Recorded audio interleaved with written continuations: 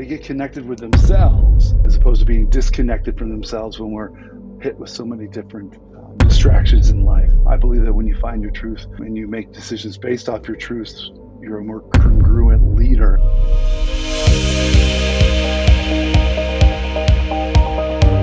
Hey, welcome back to another episode of the Growth and Scaling Podcast. Today, we are going to take you on an adventure with the adventurer. And I want to introduce to you Mike Green, who does all things playing with purpose. Mike, tell us who you are and what you do. Thank you. My name is Mike Green, author of the book Wanderlust: A Hero's Journey to Seven Truths. I am a coach, a father, and an adventure coach as well. I love it. Now, coach, adventure coach, those are confusing. Father, I get that. All right, talk to us about coach versus adventure coach. How do you combine the two? What does all that mean? Who are you servicing?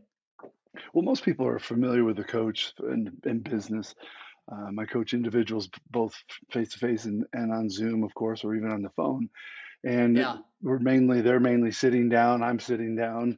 We're having a conversation. Adventure coach is where they come to Alaska, or I meet them somewhere else on the planet where they've always wanted to go.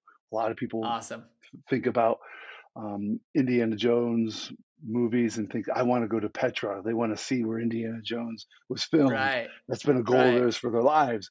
So then when I coach those individuals, I know the logistics of getting there.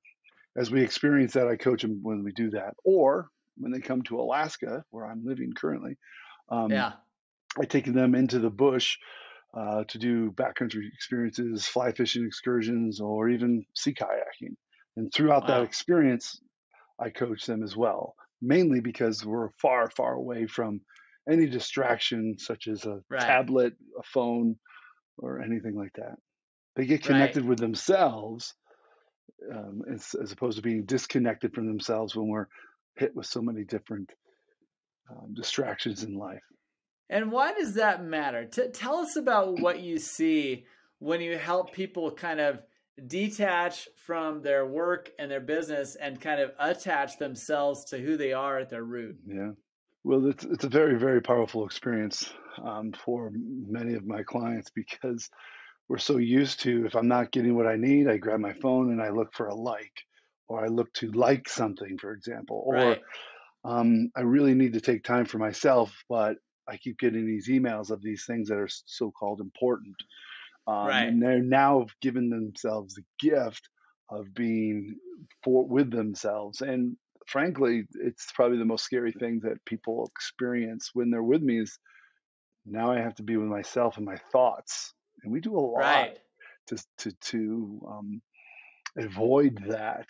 And when I ask you to go for a 12-hour solo up on top of a mountain, or 24-hour solo, where you camp and things, there's a lot that goes on. You know, forget a bear behind every bush. They soon forget that. And they're like, now I have to journal. And this is all I have. And it's really powerful because they come away with, this is what I want to do. These are my truths, as I write about in my book, Wanderlust. What are their truths? And who is that designed for? I mean, a lot of people hear about these experiences. They watch reality TV and they watch people do these crazy adventures and stuff like that. Reality. and as they kind of come away from that, they think, oh, that'd be so cool. That'd be so awesome. What is it really like when people do this detachment and they kind of jump into one of your programs? Well, they're very excited at first. We usually get dropped off by a helicopter or a plane. Awesome. They're excited. They've made a commitment to themselves, much like my main character and a lot of my clients, that they're doing this for themselves. And they have the permission of their family members, their business, etc. And they are now understanding they come with an intention. They just don't say, hey, Mike, take me fly fishing. No, it's not like that. They come with an intention. And I coach them prior to their arrival, right? So we have the coaching engagements prior to their arrival. Then we're working on this intention while they're there with me.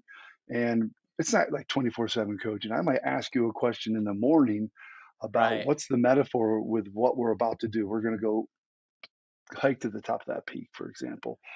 Or you're going to fly fish for trout on a world-class river or stream with no one else around. what is the metaphor here, and how can that relate to where you currently are? And I'll ask that question and be done, and then we'll have fun throughout the whole day. And then Right. somewhere around the campfire, I'll say, "What did you come up with?" And then that's where the real work, where that's where they articulate the work that they've done Right. as they're casting, or they're suffering as they get to the top of the mountain. And I love it. oh, and that there's a lot of the clients that I have, much to your podcast intention is scaling. They got to be Yeah. able to step back in order to see the big picture. Now, I'm curious because I am of the generation that, I'm a Gen Xer, and we didn't have technology as consuming in our Hmm. lives growing up as we do obviously now. Hmm. Is that more your audience, or are you more the audience of the millennials and the Gen Zs who are discovering this success, and they want to do more, but they never really have attached to nature and to themselves the way that you are helping them? I have a mixture of both, and I'm grateful for that because Cool. the idea of finding your truth, what are your truths, so that that can support you in your leadership journey. And then I believe that when you find your truth, and you make decisions based off your truths, you're a more congruent leader. And when we're more congruent leaders, we Right. make better decisions or create better experiences for us and those around us, or even our clients. And Yeah. that's what I help them. I support them in that. Um, so it goes with anyone. It doesn't matter if they're emerging leaders, like a 29-year-old. My last summer's client she was a scientist for neuroscientist, and she wanted to Wow. come and experience the end of her business so that she could leave that chapter of her life well, so that she can go Cool. into the next chapter well and open and understanding, Interesting. right? Because she's gone through the whole scaling of the process and stuff, and now she's created what she wanted to create. Now it's time to move on, which for a lot of people, it's very That's hard. difficult for them to go. And you're through your coaching, you're letting them go of their cold, dead hands, right? Right. I'm never going to let this place go, right? Right. Right. Very cool. Very cool. All right. So now we kind of get a feel for what your business does and Hmm. how you service these types of people. Tell us about the business. I mean, Hmm. there's a lot of aspects to what you do. There's Hmm. speaking, there's Hmm. books, there's adventuring, there's Hmm. coaching. What parts of your business do you feel like have the greatest impact on your clients versus how much impact do you feel like you're able to give on a broad basis? A great question. So in order to answer that, I got to go back. So Yeah, go back for in it. time, we when we think back on our experiences throughout life, we think of the things that we really enjoy doing. For me, being in the outdoors in different capacities, whether it be an outward bound guide or a big game hunting guide here in Alaska, Right. or whether it be an outward bound guide in Costa Rica or Bulgaria or wherever. Right. We all have things that we really enjoy doing that kind of fill our bucket, for example. Right. And never did I think that I could scale this to a business. And then fast forward to where I became a really focused coach. I became an international coach federation certified master coach, which takes a lot of Right. time and effort. And then I spent a lot of my life creating the life that my wife and I want to live, living in Alaska full time Right. and things.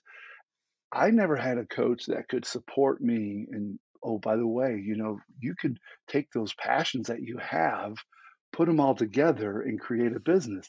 I didn't have that. So I Love it. basically stumbled. I wouldn't say stumbled. I made my way through, and then Yeah. only until one day did it click that I could create a life that not only my wife and I raise our two boys, but to Right. create something where people can come and have that life changing experience, which changes their trajectory, of Right. thought, of ideas, etc. So that's all it all came to be. Now, what am I doing as a business? My green leadership.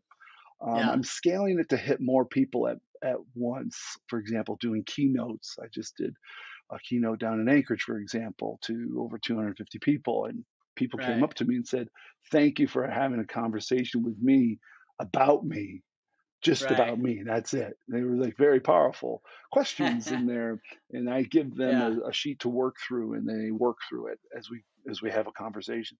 But also my Right. workshops really work well. I just did one on Saturday, believe it or not, um, to a client that their business model is not fractured in a bad way. It's just splintered in a good way Yeah. because they offer experiences to people for tourists throughout the world in northern Right. Alaska. So everyone's everywhere. So they brought everyone together and they could only do it on Saturday. But we had a moment where there's a synergy to help Right. scale. So I'm scaling my business to get out in front of more people than just one-on-one powerful coaching conversations. Love it. Love it. Running a business, honestly, can leave a lot of founders and operators feeling lonely and isolated. If you have ever felt that way, trust me, I know what it feels like. And there is something you can do about it. You've heard a lot of our guests talk about the fact that being lonely and isolated is one of their biggest challenges in trying to run and scale their business. captainscouncil.com. Go to captainscouncil.com right now and see what we're doing to resolve this problem. We want you to be a strong operator who has solutions and has a way to get around the challenges you're currently facing. What most founders don't understand is that you're not alone. The challenges that you're facing, likely somebody else has already overcome, and they can give you the feedback you need to overcome them. Who better than your peers, other founders, other operators who are joining with you in a small group setting, a global community setting, as well as at our in-person events to guide you through these challenges that you're facing right now. Don't give up, keep on pushing, but do it with some good advice from your peers.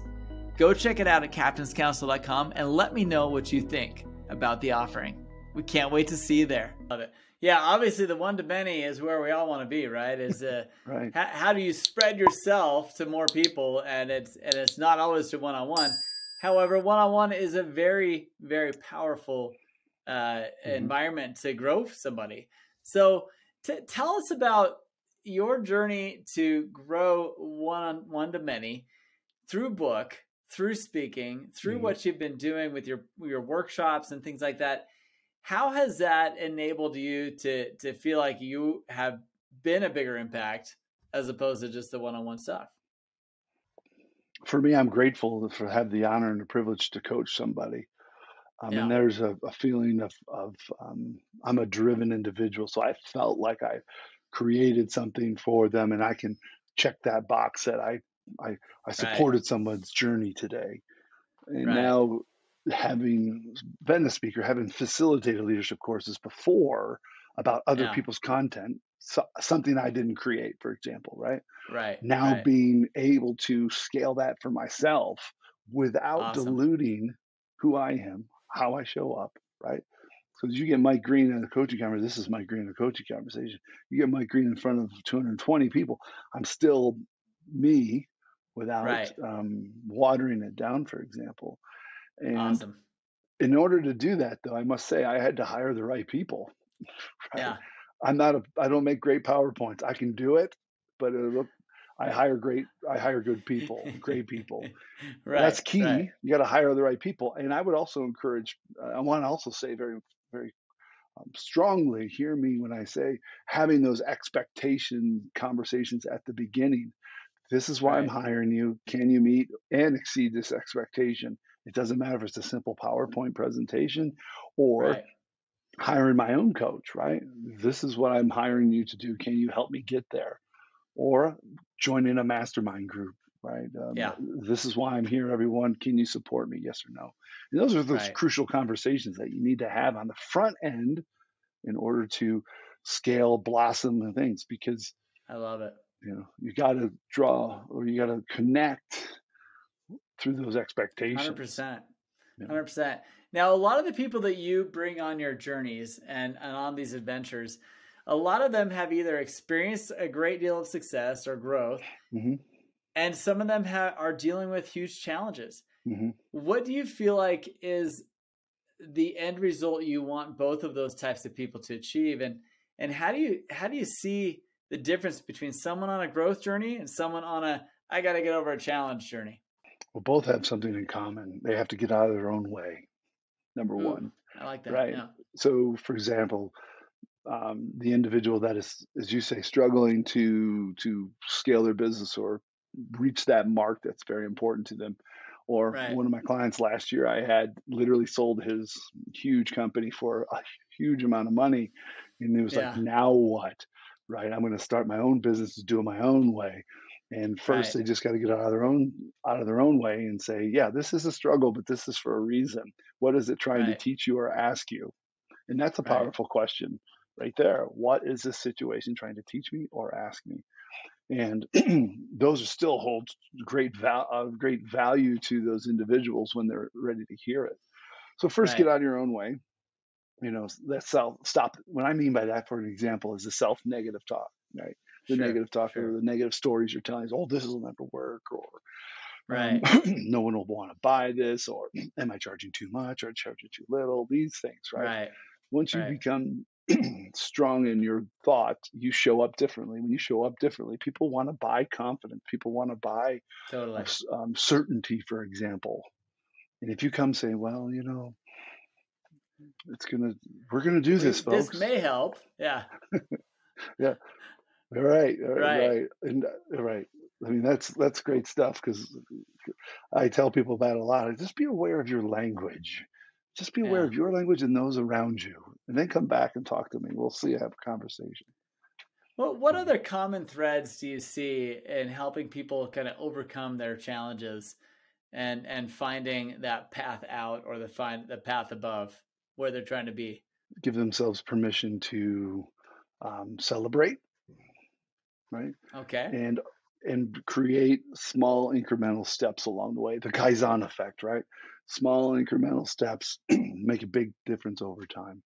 I would Right. say that's another similar experience because too often we look at everything as an elephant and you're like, how am Right. I going to eat this elephant? Well, one bite at a time is the answer, right? Sure. So how can we bring this bite-sized pieces 100%. that keep the momentum going, right? Right. That's awesome. Very cool. How do you like if someone wants to engage with you and your business and what you're doing, what's the best first step? Is it to buy the book? Is it to take a look at your one-on-ones? Like where do they engage with you? Great question. They can just simply go to mikegreenleadership.com Okay. and you'll go to my website. You'll see a kind of a note to them, and at the bottom they can uh, download the first chapter of my book. And if they like what they like, they can go Cool. back to Amazon and find it, which is it's doing very well on Amazon. It's got 103 5-star reviews. It's a Nice. fun book. You'll laugh, you'll cry, you'll self-reflect, and you'll want to give the book to someone else. That's how Cool. they. That's how the conversation starts. And if any, and then from there we just have a conversation, just like you and I, and just talk things through for a moment, get to know one another, and see if it's a fit. I don't Love it. just work with anyone. I work with people that truly want to create something or to scale or to be better at this. I, you know, some people I refuse because I refuse or I say refuse to say yes now. I say, how about this? Come back to me when you're ready for this, right? Because Interesting. they have to show up just like they're in the have to Right. show up for Well, it definitely has to themselves. come from the person that wants to change, right? True. Hmm. Love it. Love it. Who in your circle has been that inspiration for you? Who has kind of been that mentor, that someone who says, dude, you can make this business happen because of the way you're driven? Is there someone like that in your life? Yes, I'm grateful to say that I have several in my life, but one currently is a gentleman by the name of Wayne Herring of the Business Builder Camp, and he Love it. helps companies build as well. And he's been a great friend for a long time, and finally we've decided to engage in a coaching conversation, um, Cool. and that's made a huge difference to me. That's huge for a coach to say that about. Well, I finally bought Right. a because I believe in coaching and I've had coaches, but I've now hired the right person to help me scale what it is that I do I and that love it. understands me. Love it. Love it. That's awesome. Very cool. Well, that's a great shout out. And we're going to tag him in this interview. Tell us, we're going to tag a bunch of stuff in the interview in the show notes here about how they can engage with you, links to the book, links to everything else. Is there some specific place where you're most active? I mean, obviously you're probably detached a lot of the time, but where's a place where people can connect with you? LinkedIn's a good one overall. Mike Green MCC or Mike Green Leadership. I have two Awesome. different accounts there. That's probably the easier one. Or they could connect to me via email, and then we'll share stories. Or you can go to Mike Green Leadership on Instagram or Mike Green Leadership on Facebook. Awesome. Awesome. We'll throw it in there. We sure appreciate you being here today. And we appreciate all those listening. Thanks so much for being here. And we look forward to seeing you in the future, Mike. Thanks for all you do. Be well. Thank you. Hey, what did you think of that? Kind of a fun business model, but more importantly, an important reminder to you as a business scaling coach, as not as a coach, but as someone trying to grow and scale your business. You have got to put yourself in the frame of mind to where you can think through the plan, the strategy, and what you're trying to accomplish with the business, and really hone in on the things that are going to make you happy. Is it an exit? Is it growing and scaling? Is it retracting and becoming smaller and operating at on a different level? These are all things you've got to dial in. Otherwise, you're going to have a huge, frustrating problem of growth and scaling that's never going to happen. So dial in here. Dial in now. Follow Mike Green's Leadership Council. He has a great book that helps you dial into this and a lot of great messaging that he does online. Please pay attention. Growth and scaling is not easy. Share this podcast with those who need to hear it. We have got great content on here from people who have been there and done that. They've been where you're at, they've grown past where you're at, and they share their stories here to help you nurture, grow your business to where it's a thriving, awesome animal that you can either keep as a pet or give to the zoo, or set loose in the wild. And that is where we want you to find out what is on track for you and your business and how do you help other people get there. Thanks so much for being here. We'll see you on the next episode.